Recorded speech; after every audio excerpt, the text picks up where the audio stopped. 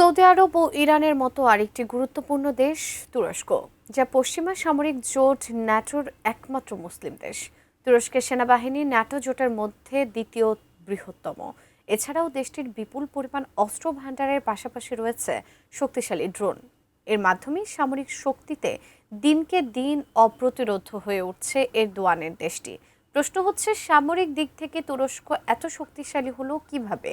বিস্তারিত থাকছে শেখ ফরিদের রিপোর্টে।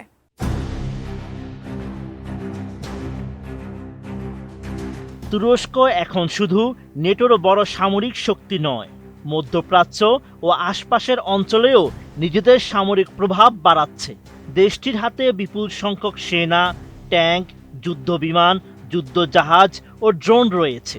একই সঙ্গে নিজস্ব প্রতিরক্ষা শিল্প দ্রুত শক্তিশালী করছে আঙ্কারা। 2026 সালের হিসাব অনুযায়ী তুরস্কের সক্রিয় সেনা সদস্য প্রায় 4,81,000। এর সঙ্গে প্রায় 3,80,000 রিজার্ভ সেনা এবং 1.5 লাখের মতো আধা সামরিক সদস্য রয়েছে। সব মিলিয়ে এই সংখ্যা 10 লাখের বেশি। কোয়ালিটি সম্পন্ন আন্তর্জাতিক মানের still bar CSRM, committed for better still.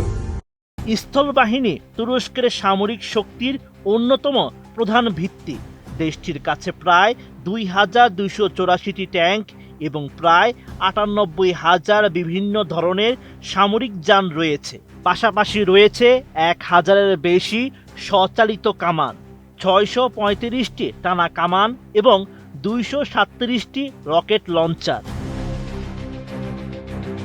আকাশপথেও তুরস্কের শক্তি অনেক বড়। দেশটির সামরিক বহরে প্রায় 1,101টি উড়োজাহাজ রয়েছে।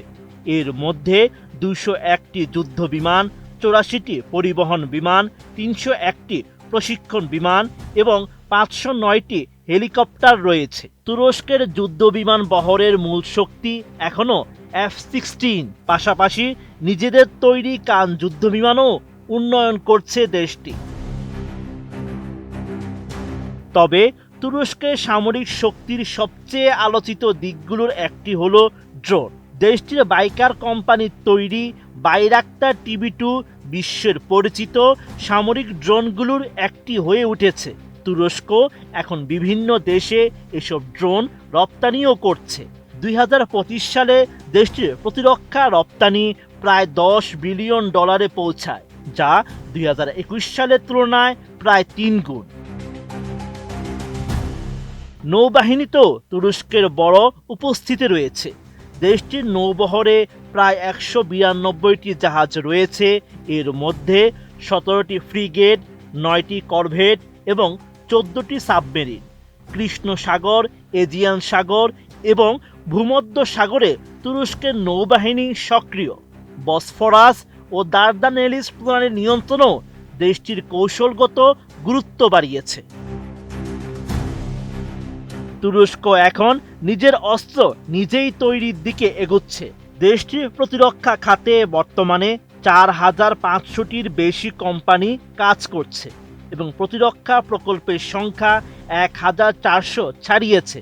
2 দশক আগে যেখানে স্থানীয়ভাবে তৈরি সামরিক সরঞ্জামের অংশ ছিল প্রায় 20%, এখন তা 85%-এর বেশি। তুরস্কের সামরিক শক্তির পেছনে ভৌগোলিক অবস্থানও গুরুত্বপূর্ণ। ইউরোপ, এশিয়া ও মধ্যপ্রাচ্যের সংযোগ স্থলে অবস্থান করার পাশাপাশি দেশটির সীমান্ত রয়েছে সিরিয়া, ইরাক, ইরান, জর্জিয়া ও বুলগেরিয়ার সঙ্গে।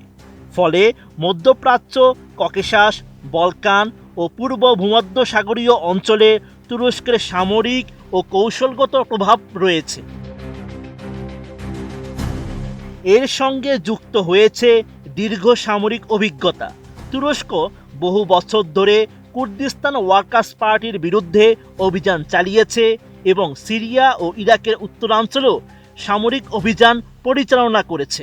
নেটোর সদস্য হিসেবে যৌথ প্রশিক্ষণ, গোয়েন্দা সহযোগিতা ও সামরিক প্রযুক্তির সুবিধাও পাচ্ছে এরদোয়ানের দেশটি।